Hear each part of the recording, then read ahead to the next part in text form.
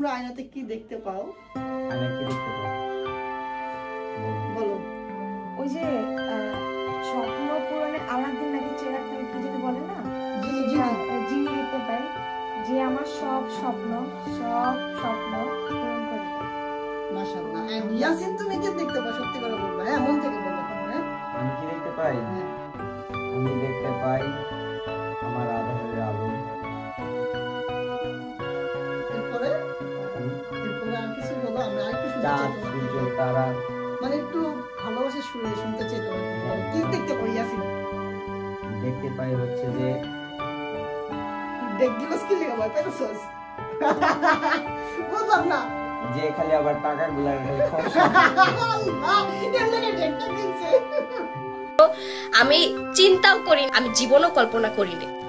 আমি কারোটা খাই না ভাই, আমি নিজের টাকায় চলি, নিজে কাজ করি, আমি আমার ফ্যামিলি চালাই, ফুল ফ্যামিলি। বহু বছরের সম্পর্ক, বহু বছরের প্রেম পূর্ণতি পেল। ধুমধাম করে বিয়ে সেরেছে ইয়াসিন এবং মিথিলা রহমান। তবে বিয়ের দিন একটু মিথিলাকে অপমানই করলো ইয়াসিন। আয়নাতে চাঁদ দেখা যায়, এটা তো বলেই ফেললো মিথিলা। তবে ইয়াসিনকে প্রশ্ন করলে ইয়াসিন বলে, আমার আধারের আলো দেখতে পাই আমার পয়সা যে সারাক্ষণই খরচা করতে থাকে। এমন কথা বলার পরে এই বিষয় নিয়ে মুখ খুলেছে অন্তরা। একটা সময় খুব ভালো সম্পর্ক ছিল অন্তরা ও মিথিলার মধ্যে। সম্পর্কে মামি হয় অন্তরা, আজ আদায় কাজ করার সম্পর্ক। ইয়াসিনের এমন কথা শুনে অন্তরা বলে, আমি তো আমার পেট নিজে চালাই, আমি নিজে উপার্জন করি। আমি ভাবতেও পারি না বিয়ের দিন কেউ কাউকে এভাবে বলতে পারে।